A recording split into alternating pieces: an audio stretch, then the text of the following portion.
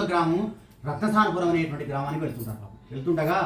వెళ్తూ ఉన్నటువంటి సందర్భంలో ఒక పెద్ద దట్టమైనటువంటి అడవి నుంచి వెళ్ళవలసినటువంటి పరిస్థితి ఏర్పడింది. వెళ్తుండగా అడవికి మధ్యలో భాగానికి వెళ్ళిపోగానే ఒక సన్యాసి వేషంలో, త్రిదండ సన్యాసి వేషంలో నారాయణమూర్తి మళ్ళీ ప్రత్యక్షుడు.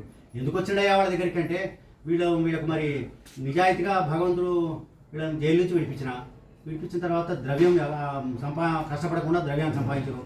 మరి భగవన్నామ స్మరణ ఉందా, జ్ఞాపకం చేస్తున్నారా లేదా అని చెప్పేసి తెలుసుకుందామని చెప్పేసి వచ్చాడు.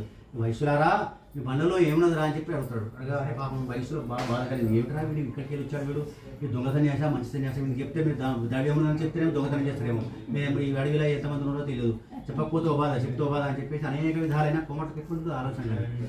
వయసులోకి అనేక రకాలైన బాధ కలిగింది. కొంచెం ఆలోచించి మామాలు ఇద్దరు కొనుక్కుంటారు. ఒక నిర్ధారణకు వస్తారు. వచ్చేసి, ఓ సన్యాసి, లతాపాత్రాధికం చేయవా వర్తతే తరుణో మమ, మేమిద్దరం వైశ్యులము, వ్యాపారం చేసుకొని బతికేటువంటి వాళ్ళము, తమలపాకు తీగలు అమ్ముకొని పక్క రాజ్యం నుంచి తెచ్చి మా రాజ్యంలో అమ్ముకొని వస్తుందని చెప్పి ఇంత పెద్ద అబద్ధం ఆడతారు పాపం. కానీ వాడికి తెలియదా, వాడు నారాయణమూర్తి, సృష్టించినటువంటి నారాయణమూర్తి, వాడి దృష్టి తెలియదా వాడికి? ఇదంతా చూసేసిన ఆయన మంచిది బిడ్డ, ఆయన సత్యం భవతు దేవత, మీరేమనుకున్నారో అవిగా అని చెప్పి శాపం పెట్టేసి వెళ్ళిపోయి ఒక మనిషి కింద కూర్చొని తపస్సు చేసుకుంటాడు. ఈ వయసులో ఎవరో నది వెళ్ళిపోతుంది. ఒక అడవి ప్రాంతాన్ని దాటిన తర్వాత సింధు నది వస్తుంది. నది దగ్గర వెళ్ళి తలుపులు తీసి అన్నం తిందామని చెప్పి విడిస్తే వాళ్ళు ఏమున్నాయి, అన్ని తమలపాకు తీగలన్నీ కనబడుతుంది. మూర్చులో ఎడ్డబడిపోతారు.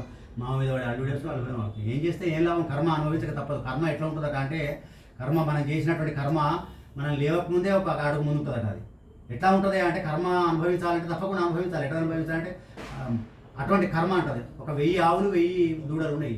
కట్టేసినప్పుడు ఆవులను ఒక దగ్గర దూడలు ఒక దగ్గర కట్టేసినాం. ఒక దూడని విడిచిపెడతాం. దాని తల్లి ఎక్కడో గుర్తిస్తుంది, అది ఇంకో దగ్గర పోతుంది తప్పకుండా, తల్లి దగ్గరికే పోతుంది. కర్మ కూడా అటువంటిది అంటే, కాబట్టి కర్మను ఎప్పుడు మనం వదిలిపెట్టాం, మనం ఎప్పుడు వదిలిపెట్టదట. అది మనం అనుభవించాలి తప్పకుండా, ఈ జీవితంలో అనుభవించాలి. అటువంటి అనుభవించకుండా పుణ్యం చేయాలని కోరుకుందాం మనమంతా. ఇటువంటి సత్యనారాయణ స్వాగతం చేయాలి. గుళ్ళలకు ఏదైనా దానమో ధర్మమో చేయాలి. ఇటువంటి చేసినప్పుడు ఆ పుణ్యం అనేది అకౌంట్ పోతుంది. ఈ విధంగా పాపం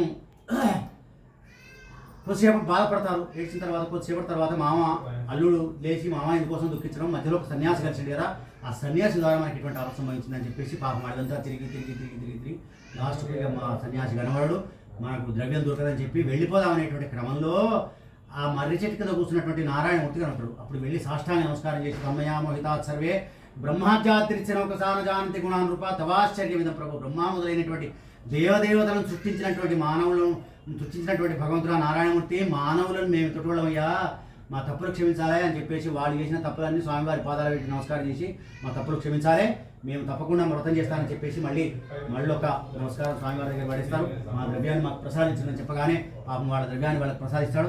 భగవంతుడికి ఎందుకు ఉంటుంది కోపం? వాడికి ఏదో మనిషిని చంపేసేంత కోపం ఉండదు కదా వాడికి. వాడు ఎంత పాపం చేస్తే పాపకర్మను వహించాలి తప్ప, వాడి దగ్గర బతకడానికి ఎంత అవకాశం ఇచ్చానో అంత అవకాశం ఇస్తాడు. ఇప్పుడు భగవంతుడు మనకు అవకాశం ఇచ్చాడు, మనల్ని పుట్టించాడు.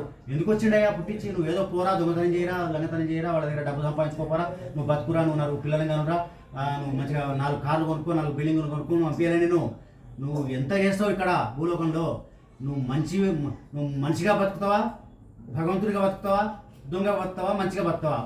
ఒకసారి బతికి రాపోరా అని తోలిచ్చిండట. అందుకే మనం ఏం చేస్తున్నాం మనకి తెలుసు, మనకి చెప్పాల్సిన అవసరం లేదు. ఇక అందుకే భగవంతుని దగ్గర మనం ఎప్పుడు కూడా దాసోహం అనాలి తప్పకుండా.